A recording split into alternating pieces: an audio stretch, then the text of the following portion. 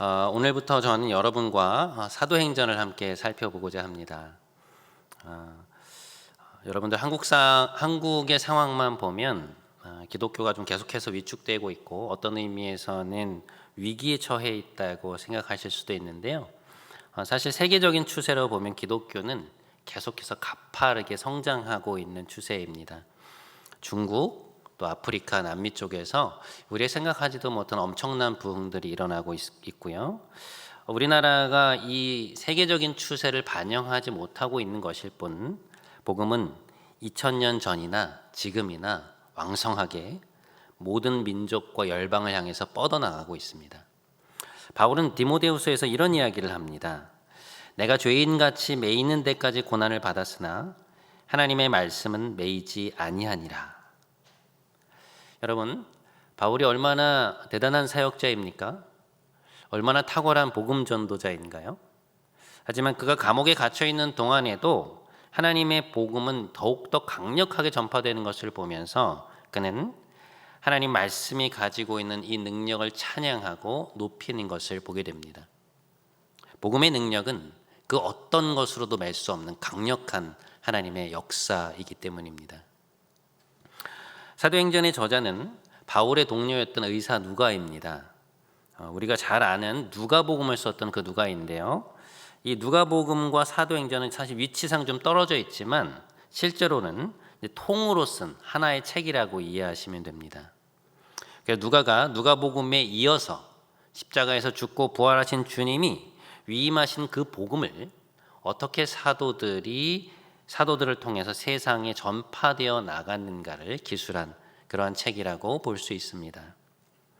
사도행전은 헬라어로 프락세이아 아포스톨론이라고 해서 사도들의 행적이라는 뜻인데요. 여러분 이제 함께 우리가 살펴보면 더욱더 알게 되겠지만 그 모든 일은 사실 성령께서 주도해 나가시는 일들입니다. 사도행전의 처음부터 끝까지 계속해서 나타나는 것이 뭔가 하면 성령께서 말씀하시고 성령께서 이끌어 가시는 것이 눈에 띄게 나타나요. 그래서 모든 학자들, 모든 사람들이 동의하듯 사도행전은 사도행전이 아니라 성령행전이라는 것을 우리는 알 수 있습니다. 예루살렘 교회가 어떻게 유대 사회를 변화시키고 또 어떻게 소아시아를 넘어 그리스와 로마까지 또 유럽 대륙까지 건너오는가에 대한 이 복음의 대파노라마를 함께 살펴보면서 하나님의 교회는 어떠한 것인가? 우리는 어떤 모습으로 살아가야 하는가? 그리고 이것이 오늘 우리에게 주는 도전과 메시지는 무엇인가에 대해서 함께 생각해보는 그런 귀한 시간들이 되기를 간절히 소망해 봅니다. 자, 그러면 본격적으로 사도행전 안으로 한번 들어가 보시죠. 사도행전은 예수님의 부활 이후의 이야기로부터 시작되고 있습니다. 3절을 한번 함께 읽어보시겠습니다. 시작. 그가 고난받으신 후에 또한 그들에게 확실한 많은 증거로 친히 살아계심을 나타내사 40일 동안 그들에게 보이시며 하나님 나라의 일을 말씀하시니라. 예수님은 부활 이후에 곧바로 승천하시지 않았습니다. 40일 동안 제자들과 함께 계셨어요. 그러니까 모든 사람에게 자신을 드러내지 않으셨을 뿐 제자들에게는 드러내시고 그들과 함께 이 땅에서의 마지막 시간을 보내신 것입니다.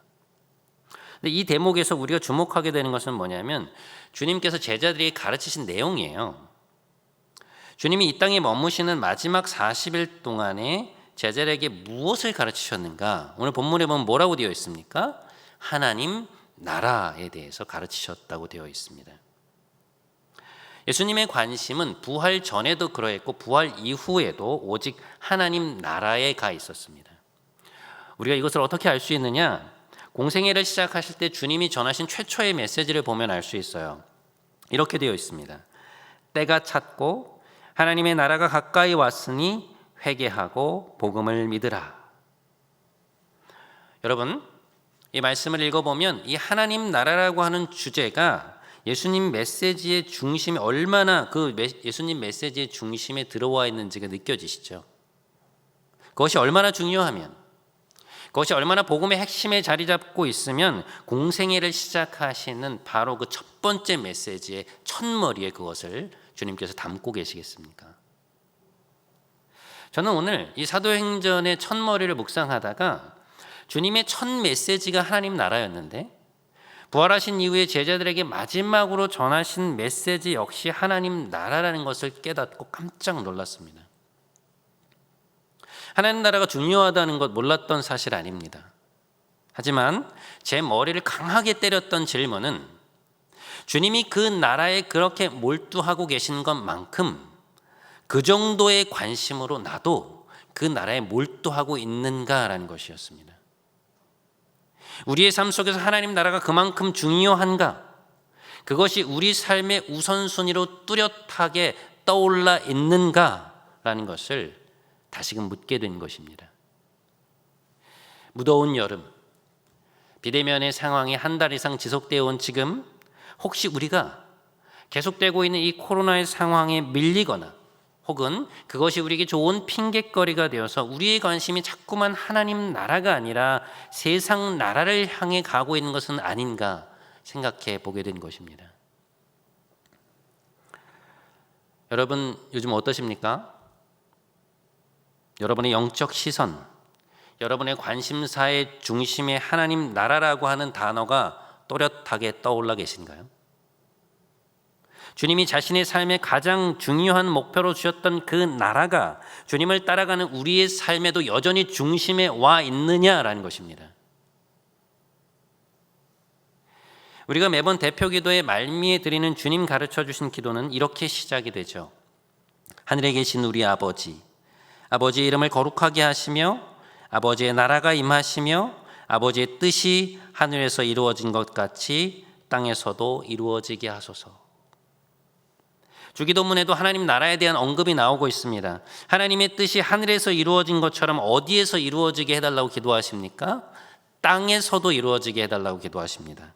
자, 그러면 그 앞에 있는 하나님 나라 역시 어디에 임하게 해달라는 것입니까? 이 땅에 우리가 살고 있는 이 현실 속에 임하게 해달라는 그러한 기도이죠. 이 기도가 우리에게 알려주는 것은 무엇인가?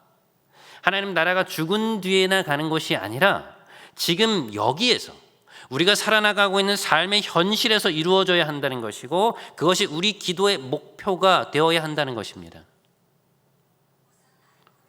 여러분, 교회가 이 땅에 존재하는 목적이 뭐라고 생각하세요? 그리스도인들의 삶의 목표는 무엇입니까?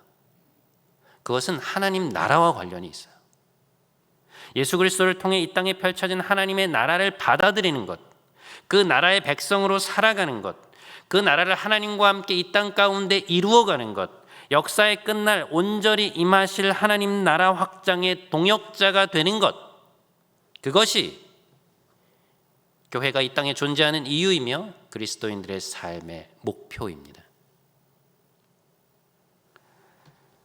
하나님 나라 백성으로 살아간다는 것은 하나님의 영이신 성령님의 인도 가운데 살아간다는 걸 뜻해요. 성령님의 인도하심과 성령의 도우심이 아니고서는 우리는 하나님 나라를 경험하거나 그 백성으로 살아갈 수 없습니다. 그래서 누가는 오늘 본문 속 2절과 5절 그리고 8절을 통해서 성령님을 3번이나 언급하고 있습니다. 그가 택하신 사도들에게 성령으로 명하시고 승천하신 날까지 이를 기록하였노라. 요한은 물로 세례를 베풀었으나 너희는 몇 날이 못되어 성령으로 세례를 받으리라 하셨느니라. 오직 성령이 너희에게 임하시면 너희가 권능을 받고 예루살렘과 유대와 사마리아와 땅끝까지 이르러 내 증인이 되리라. 사도행전의 서론격인 오늘의 이 짧은 본문 속에서 누가는 성령님에 대해 3번이나 언급하고 있습니다. 여러분, 우리가 함께 보았지만 그가 사도행전을 시작하면서 하나님 나라에 대한 이야기로 시작하지 않습니까? 그리고 나서 그가 곧장 이어지는 바꿔지는 주제는 무엇인가? 성령님이에요. 이것은 그의 어떤 이해를 말하고 있는 것인가? 성령 안에 거하지 않고서는 하나님 나라의 실제를 경험할 수 없고 하나님 나라의 증인으로 살아갈 수 없다는 것입니다. 세상 나라로 보냄받은 주님의 사도로 살아갈 수 없다는 거예요. 왜 그런가? 그 이유를 잘 보여주는 말씀이 지난주 우리가 보았던 예레미야 31장 33절의 말씀입니다. 이 말씀은 성령님과 관련해서 너무나 중요한 말씀이기 때문에 우리가 다시 한번 좀 볼 필요가 있습니다. 이렇게 되어 있어요. 그러나 그날 후에, 성령께서 오신 후에 내가 나의 법을 그들의 속에 두며 그들의 마음에 기록하여 나는 그들의 하나님이 되고 그들은 내 백성이 될 것이라. 자, 여러분 여기 보십시오. 하나님의 법이라고 하는 것은 무엇을 말합니까? 하나님 나라의 통치 원리를 뜻해요. 그러니까 하나님이 중요하게 여기시는 것, 하나님의 가치, 하나님의 기준을 말하는 것이죠. 그런데 그 법을 우리의 마음에 기록하신다는 말은 무슨 말씀일까요? 종이에 기록된 하나님 말씀과 내 마음에 새겨진 하나님 말씀과는 무슨 차이가 있는 것일까요? 그것은 하나님 말씀이 우리의 가치관, 곧 마음의 법이 되게 해주시겠다는 거예요. 좀 더 쉽게 표현해서 하나님 말씀이 우리 내면의 작동 원리가 된다는 것, 나를 움직이는 나의 신념과 가치관이 된다는 것입니다. 에스겔 36장 27절이 이것을 또 잘 보여주는데요. 이렇게 되어 있습니다. 또 내 영을 너희 속에 두어. 자, 성부 하나님이 성령 하나님을 보내시는 이유는 무엇인가? 너희로 내 율례를, 내 법을 행하게 하리니. 성령이 너희 안에 임하시면 너희가 내 법을, 내 규례를 지켜 행하게 될 것이다 라고 말씀하고 계세요. 히브리서 8장 10절, 또 주께서 이르시되 그날 후에, 성령님이 오시는 날이죠. 내가 이스라엘 집과 맺을 언약은 이것이니 내 법을 그들의 생각에 두고 그들의 마음에 이것을 기록하리라. 여러분 히브리서 말씀을 좀 보세요. 성령님이 오셔서 하나님 말씀이 우리의 내면의 법이 될 때 우리가 어떻게 된다는 것입니까? 마지막 문장, 그렇게 될 때 그들은 내 백성이 되리라. 우리가 하나님 나라의 백성이 된다는 거예요. 하나님 나라의 백성으로 살아간다는 것은 결국 그분이 중요하게 여기시는 것들, 그분의 마음속에 있는 가치와 목표들이 이제 나의 것이 된다는 것이죠. 내가 그것을 내면화하여 살아가기 때문에 하나님의 관심과 나의 관심이, 하나님이 중요하게 여기시는 것과 내가 중요하게 여기는 것이 점점 일치되어 간다는 말입니다. 결국 우리가 이 땅에서 하나님 나라를 추구하며 살아간다는 것은 뭐냐? 하나님의 가치를 내 것 삼아 살아간다는 거예요. 그래서 주님은 말씀하시죠. 너희는 먼저 그의 나라와 그의 의를 구하여라. 한마디로 그분의 가치가 구현되는 하나님 나라를 추구하는 삶을 살아가라는 뜻입니다. 자, 그러면 다시금 우리에게 떠오르는 질문이 있죠. 우리 안에 이런 하나님 나라에 대한 관심이 있는가라는 것입니다. 사실 우리는 늘 이 문제를 가지고 고민을 하게 되는데요.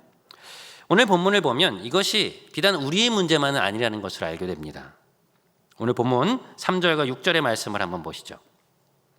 그가 고난받으신 후에 또한 그들에게 확실한 많은 증거로 친히 살아계심을 나타내사 40일 동안 그들에게 보이시며 하나님 나라의 일을 말씀하시니라. 그들이 모였을 때 예수께 여쭈어 이르되 주께서 이스라엘 나라를 회복하심이 이때입니까 하니. 자, 여러분 보세요. 주님은 40일 동안 하나님 나라에 대해서 가르치셨습니다. 놀라운 것은 제자들의 반응이에요. 여러분, 주님이십니다. 인류 역사상 가장 탁월한 설교자세요. 그런데 하나님 나라에 대한 이 예수님의 시리즈 설교를 듣고 있던 제자들의 반응을 한번 보십시오. 한참 설교를 듣고 나서 그들이 뭐라고 얘기합니까?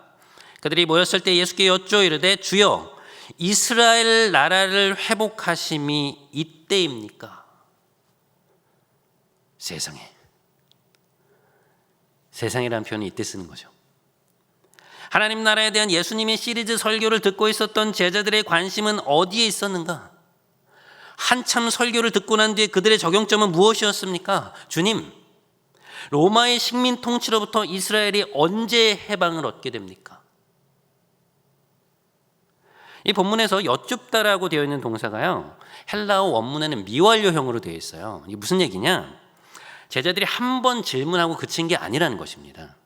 그러니까 돌아가면서 거듭 물었다는 거예요, 주님께. 제자들의 관심이 그만큼 자신들이 중요하다고 생각하는 그 문제에 집중되어 있었다는 뜻이죠. 주님의 부활을 목격하고도 예수님의 하나님 나라 설교를 계속해서 들으면서도 그들의 관심은 이스라엘의 정치적 회복에 가 있었습니다. 이것이 가능한 일인가? 가능합니다, 여러분. 저는 이 부분을 묵상하면서 제자들과 우리가 참 닮아 있다는 생각을 하게 되었어요. 여러분, 다시 한번 여쭤볼게요. 요즘 여러분의 관심사는 무엇입니까? 요즘 여러분이 주님께 거듭 여쭙고 있는 것은 무엇입니까? 진로의 문제인가요? 아니면 가정의 문제? 아니면 관계의 문제? 감정의 문제? 내면의 문제? 아니면 또 다른 문제입니까? 그 문제들은 중요합니다, 여러분. 그 관심사가 잘못되었다는 말이 결코 아니에요. 다만 그 문제들을 추구하는 그 이면에 나의 내면 속에 어떤 가치가 자리 잡고 있느냐라는 것입니다.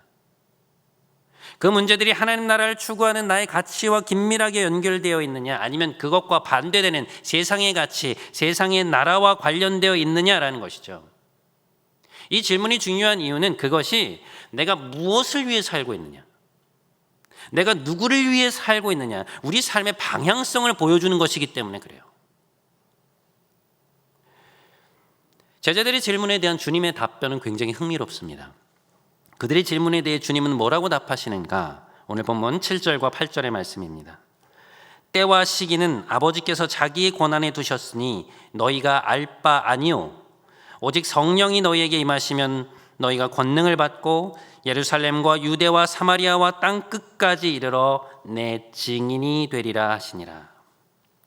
언제 이스라엘 나라가 독립할 수 있습니까? 주님이라는 질문에 대해 예수님 뭐라고 답하십니까? 그것은 너희가 알 바 아니다. 그것이 너희의 지금 주된 관심사가 되어서는 안 된다.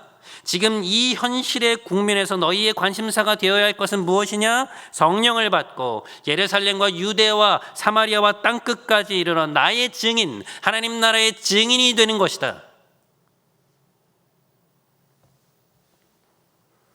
여러분, 이 말씀을 잘 들여다보셔야 해요. 이스라엘이 독립하는 것은 중요한 일입니다. 이것이 주님이 이 땅의 문제에 관심이 없다는 말씀이 아니에요. 분명히 말씀하시잖아요. 때와 시기가 있고 그것은 아버지의 권한이다. 하나님께서 하실 것이라는 것입니다. 자, 그러면 여기에서 말씀하고자 하시는 바는 무엇입니까?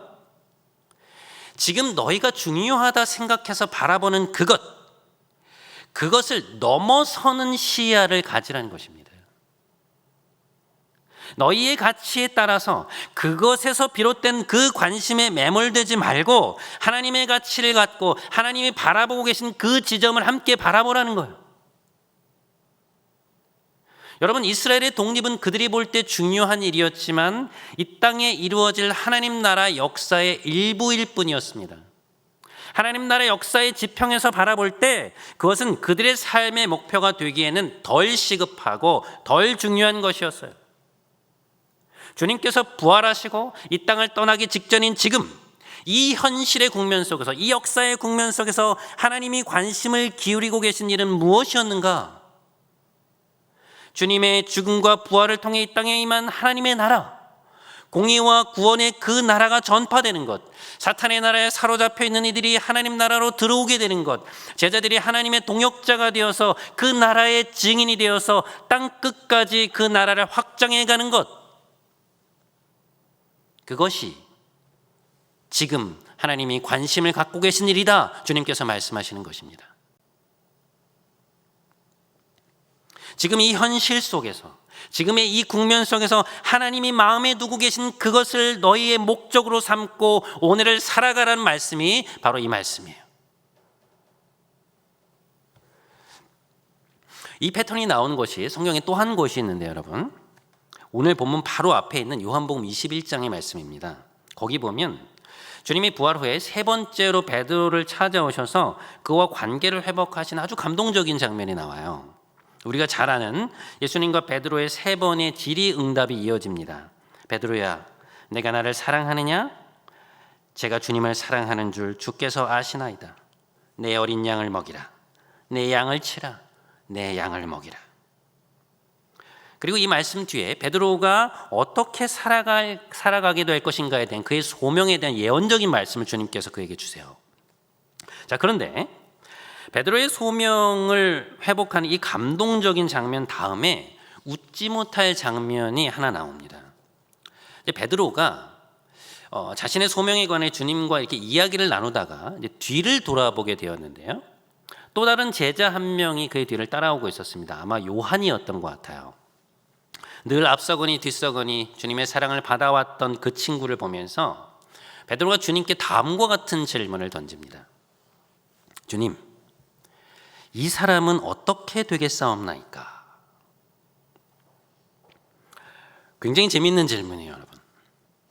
이제 겨우 가슴에 막 얹혀있던 주님과의 서먹한 관계를 풀고 나서 앞으로 자신이 어떻게 살아가야 한다는 소명의 말씀을 들었는데, 주님의 말씀을 들었는데 그 중요한 말씀을 듣고 난 뒤에 한다는 말이 내가 그렇게 살아야지, 주님 제가 그렇게 살겠습니다가 아니라 무엇이었습니까? 그러면 저 친구는 어떻게 될까요?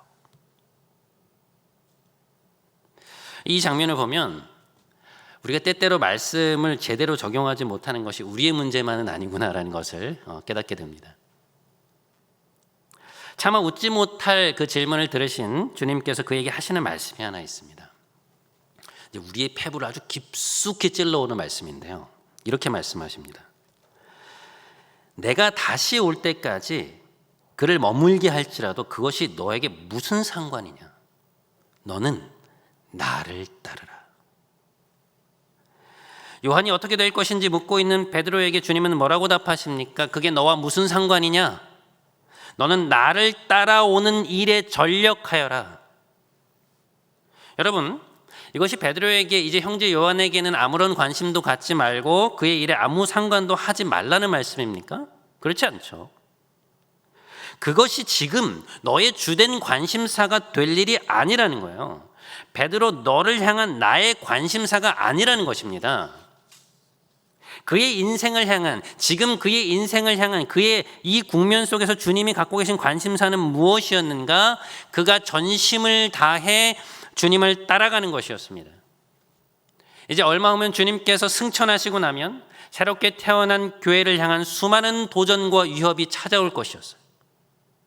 그때 베드로는 이 초대교회의 리더로서 주님이 맡겨주신 양들을 돌보고 이끌며 굳건히 그 자리를 지켜야 했습니다. 그때 그에게 필요한 것은 무엇이었는가? 전심을 다해 교회 앞에 앞서가고 계신 주님을 따라가는 것이었어요.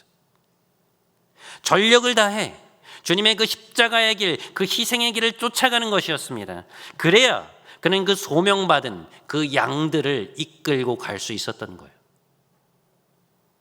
그렇기에 주님이 말씀하시는 것은 무엇입니까? 그가 지금 가장 관심을 가지고 추구해야 할 문제는 뭐냐? 너의 삶의 관심은 다른 것이 아니라 나를 전심을 다해 따라오는 것이어야 한다. 바로 그것이죠. 대단히 공교롭게도 요한복음의 이 마지막 장의 에피소드는 사도행전 첫 장의 에피소드와 서로 연결이 되어 있습니다. 요한의 미래가 궁금한 베드로에게 너는 나를 따르는 일에 관심을 가져라 말씀하신 주님은 이스라엘의 독립이 언제인지를 묻고 있는 제자들에게 그것은 너희가 알 바 아니요 땅 끝까지 이르러 내 증인이 되어라 라고 말씀하십니다. 여러분, 우리는 삶을 살아가면서 끊임없이 이 문제에 부딪히게 됩니다. 우리는 이것이 중요하다고 말할 때 주님은 때로 다른 것이 중요하다고 말씀하십니다. 우리는 이것이 해결되어야 한다고 말할 때 때로 주님은 다른 것이 해결되어야 한다고 말씀하십니다. 무슨 이유일까요? 왜 우리의 관심사와 주님의 관심사가 자꾸만 어긋나는 것일까요? 추구하는 바가 다르기 때문입니다. 무슨 이야기인가? 우리의 내면이 하나님의 가치, 하나님의 생각에 조율되어 있지 않다는 거예요. 우리 삶의 근본적인 방향성이 하나님이 바라보시는 하나님 나라가 아니라는 것입니다. 우리의 삶을 이끌어가는 가치, 우리의 삶의 목적이 그분의 나라가 아니라 세상의 가치, 세상의 나라, 나의 나라라는 것입니다. 그분의 가치가 나의 가치가 되고 그분의 목적이 나의 목적이 될 때 우리는 훨씬 더 높은 지평에서 지금 우리가 관심 갖고 있는 그 문제를 바라보게 됩니다.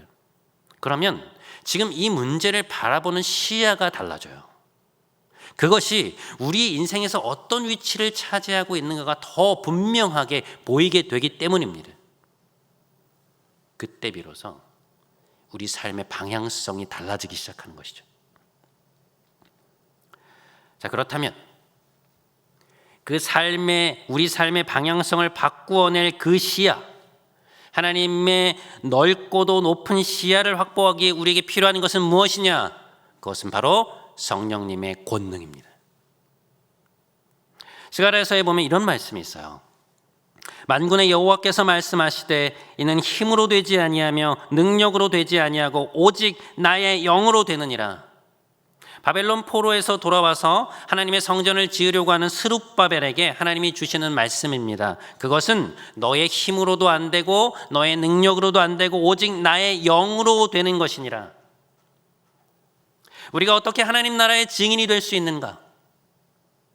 우리가 어떻게 그 나라를 나의 삶의 가장 소중한 것으로 여기고 그것을 추구하며 살아갈 수 있는가? 어떻게 우리가 하나님의 가치를 나의 가치로 내면하여 살아갈 수 있는가? 그것은 우리의 열심으로 되지 않습니다. 우리의 힘으로 되지 않아요. 그것은 성령의 권능을 받고 육신의 눈이 아닌 또 다른 눈, 영안이 열려서 우리 인생의 진정으로 가치 있는 것이 무엇인지를 보게 될 때 가능한 일입니다. 우리나라의 대표적인 문인 중에 한 분인 구상시인의 다음과 같은 시가 있습니다. 영혼의 눈에 끼었던 무명의 백태가 벗겨지며 나를 에워싼 만유일체가 말씀임을 깨닫습니다. 노상무심히 보호하던 손가락이 10개인 것도 이정이나 접하듯 새삼 놀라웠고 창밖 울타리 한 구석 새로 피는 개나리꽃도 부활의 시범을 보듯 사뭇 황홀합니다. 창창한 우주, 험하게 바다에 모래알보다 작은 내가 말씀의 신령한 은혜로 이렇게 오물거리고 있음을 상상도 아니요 상징도 아닌 실상으로 깨닫습니다. 여러분, 시인이 말하고 있는 것은 무엇입니까? 늘 있던 장소에서 늘 있던 것을 바라보고 있는데 내 영혼의 눈에 덮여있던 백태가 벗겨지고 나니 주변에서 살아 숨쉬고 있었던 만물을 있는 그대로의 실체로 느끼게 된 것을 감동적으로 써내려가고 있습니다. 성령의 권능이란 무엇인가? 하나님 나라를 보게 되는 눈입니다. 그 나라의 가치를 보게 되는 눈입니다. 그래서 성령이 충만할 때 우리에게 일어나는 변화는 무엇입니까? 삶의 우선순위가 뒤바뀌는 거예요. 가치 전도가 일어나기 시작합니다. 성경이 제시하고 있는 비전이 얼마나 위대한 것인지, 얼마나 놀라운 것인지, 하나님 나라가 얼마나 가치 있는 것인지, 내 모든 소유를 팔아 그것을 취해야 한다는 것을 깨닫게 됩니다. 하나님의 말씀이 인간에게 얼마나 실제적인 것인지를 알게 되는 것입니다.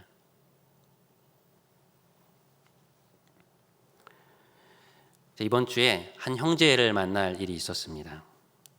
한참 대화를 나누다가 대화의 말미에 여름 선교에 대한 이야기를 하게 되었는데요. 이 형제가 하는 말이 이번에 자기 선교를 준비하다가 폐휴지를 줍는 어르신들에 대해서 관심을 갖게 되었다는 거예요. 여러분들 주변에 보면 이제 박스 같은 것을 리어카에 막 큰 키만큼 모아서 가시는 분들 좀 많이 있지 않습니까? 근데 이 형제가 저에게 무슨 이야기를 해주었냐면 자료들을 찾다 보니 이분들이 일주일에 평균 6일을 일하신다는 것입니다. 근데 일하시지 않는 하루는 뭐냐? 쉬시는 날이 아니고요. 비가 와서 일을 못 하시는 날이라는 거예요. 그러니까 본래 일주일 내내 일을 하시는데 비가 오는 날은 일하실 수 없기 때문에 강제적으로 쉬는 날이 된다는 것이죠. 근데 충격적인 것은 뭐냐면 이분들이 새벽부터 밤까지 하루 종일 폐휴지를 주우러 다니셔도 한 달에 손에 쥐시는 돈이 채 20만 원이 안 된다는 것입니다. 매일매일 그것도 하루 종일 일하시는데 한 달 동안 버는 돈이 20만 원이 안 된다는 거예요. 이분들 10명 중에 9명이 이것으로 생계를 유지하는 분들이라고 합니다. 아이러니한 사실은 뭐냐면 이 폐유지 값 자체가 작년에 비해서 상당히 올랐다는 거예요. 그런데 무엇입니까? 그것으로 생계를 유지하는 이분들의 수입은 제자리라는 것이죠. 변동이 없다는 거예요. 그러면서 그 형제가 저에게 던진 질문은 이것이었어요. 목사님, 그 돈들은 다 어디로 가는 것일까요? 누가 그 돈들을 가져가는 것일까요? 그 이야기를 하면서 자신이 지금 벌고 있는 그 돈, 그리고 자신이 왜 돈을 벌어야 하는가에 대해서 다시금 깊이 돌아보는 계기가 되었다고 고백하는 이야기를 들었습니다. 근데 집에 돌아와서 그 설교를 준비하는 내내 이 형제와의 대화가 머릿속에 맴돌았어요. 여러분, 이것이 성령님의 권능입니다. 나는 왜 돈을 버는가? 왜 세상에 불평등이 존재하는가? 그러면 나는 돈을 앞으로 어떻게 써야 하는가? 어디에 써야 하는가? 이 질문을 던지게 만드는 힘, 우리를 쥐고 온드는 물질의 목적이 무엇인지 돌아보게 만드는 힘, 내가 가던 길을 돌이키게 만드는 힘, 하나님의 법에 따른 삶의 방향성의 전환, 그것이 성령께서 우리에게 주신 삶의 권능입니다.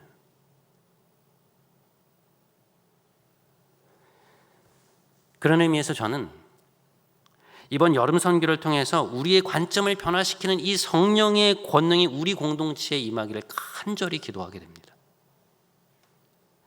안 못 보는 분들을 위한 점자 워드 작업, 탈북교회 온라인 예배를 돕는 작업, 어려운 형편의 아이들을 위한 장난감 만들기, 마스크 제작, 버려진 동물들을 돌보는 손길, 장애우들을 위한 지역사회 지도 제작 돕기. 여러분, 우리가 하는 일들 커다란 일이 아닐 수 있어요. 하지만 섬김의 정신이 빛나는 이러한 일들이야말로 성령님의 권능이 임하는 통로입니다. 이런 과정을 통해서 여러분이 하나님의 가치를 마음에 품게 되고 성령이 주시는 새로운 눈을 갖게 된다면 그것이 결국 여러분의 삶의 목적을 변화시키고 이끌어 갈 거예요. 하나님의 바라보시는 그 넓고도 높은 시야를 확보하게 해줄 것입니다. 지금 나의 삶의 국면에서 진정 관심을 가지고 추구해야 하는 것이 무엇인지를 우리에게 말해줄 것입니다.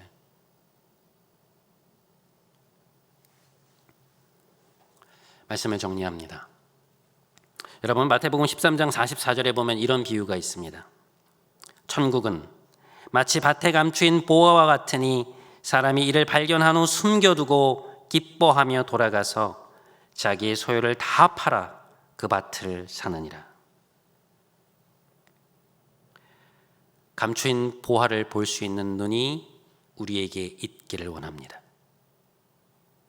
무엇이 보화인지, 무엇이 내 소유를 다 팔 만큼 귀한 것인지를 분별할 수 있는 지각이 우리 안에 생겨나기 원합니다. 그리스도의 가치를 가진 사람, 하나님의 말씀이 나의 내면의 법이 된 사람, 하나님 나라가 내 삶의 목적이 된 사람, 그리하여 이 무더운 여름 하나님 나라의 참된 증인으로 살아가시는 여러분 모두가 되시기를 주님의 이름으로 간절히 축원드립니다.